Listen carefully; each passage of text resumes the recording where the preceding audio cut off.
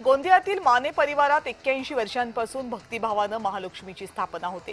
नवसाला पावणारी महालक्ष्मीची ओटी भरून 16 प्रकारचे नैवेद्य दाखवले जातात। अनेक महिलांनी यावेळी एकत्र येऊन भक्तिभावानं 3 दिवस महालक्ष्मीची पूजा अर्चा केली।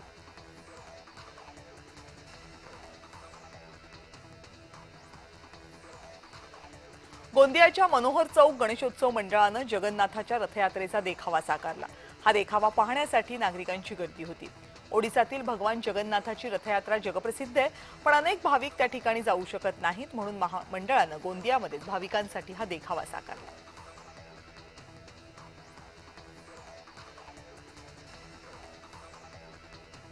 बारामती तालुक्यातल्या झारगडवाडी गावामध्ये गौराईंसाठी कुलस्वामिनी तुळजाभवानीचं मंदिर साकारलं। महिलांनी पारंपरिक पोशाखामध्ये गौराईंची सजावट केली। आनंद, ऐश्वर्य आणि समृद्धीचं प्रतीक मानल्या जाणाऱ्या गौराईंची पूजा भक्तिभावानं करण्यात आली।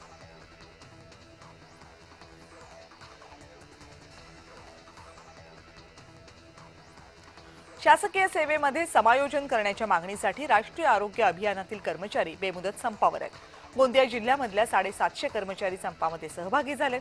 15 दिवसांपासून कर्मचाऱ्यांचा हा संप सुरू आहे।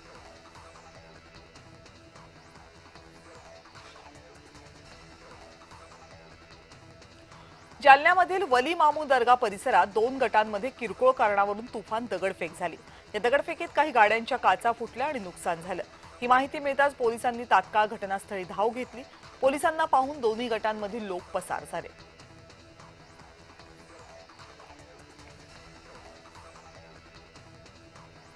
नाशिकच्या नंदिनी नदी परिसरात सापडलेल्या स्फोटक जिलेटिन कांड्यांचं गूढ अखेर उकललंय।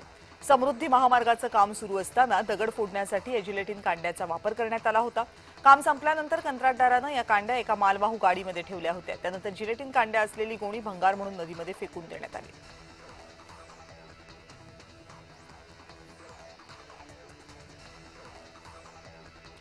यावल तालुक्यातील वनोली इथं मोराची शिकार करणाऱ्या 2 शिकाऱ्यांना बंदुकांसह ताब्यात घेण्यात आले। यावल वन विभागानं ही कारवाई केली आहे। शिकाऱ्यांकडे 5 मृत मोर मिळून आले।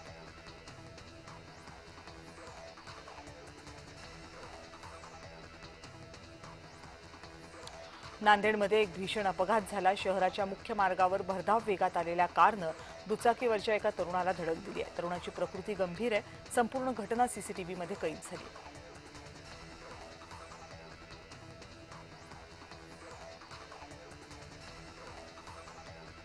सांगली जिल्हा परिषदेचे नवे सीईओ विशाल नरवाडे यांनी उशिरा येणाऱ्या कर्मचाऱ्यांना चांगला धडा शिकवला।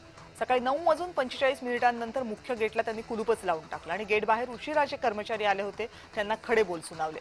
जर उद्यापासून वेळेमध्ये कार्यालयामध्ये आला नाही तर परिणामांना सामोरं जावं लागेल, कारवाईचा बडगा उभारू असा इशारा त्यांनी सगळ्या कर्मचाऱ्यांना दिला।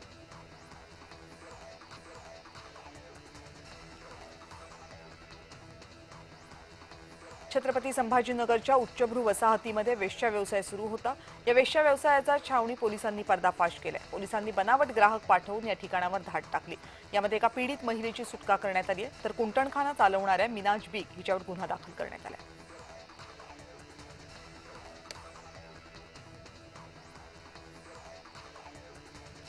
वाशिमच्या मंगरुळपीर तालुक्यामधील रानडुकरांचा उपद्रव सुरू आहे। सांभईमधल्या संतोष रोकडे यांच्या शेतामधील सोयाबीन पीक रानडुकरांनी उद्ध्वस्त केले। नुकसान भरपाईची मागणी शेतकऱ्यांनी केली आहे।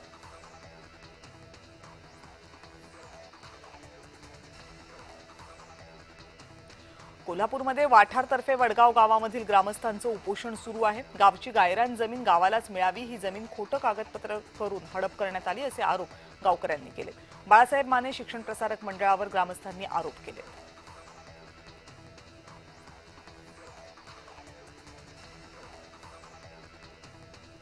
मालेगावमधून मराठा आंदोलकांसाठी शिध्याची रसद पाठवण्यात येते।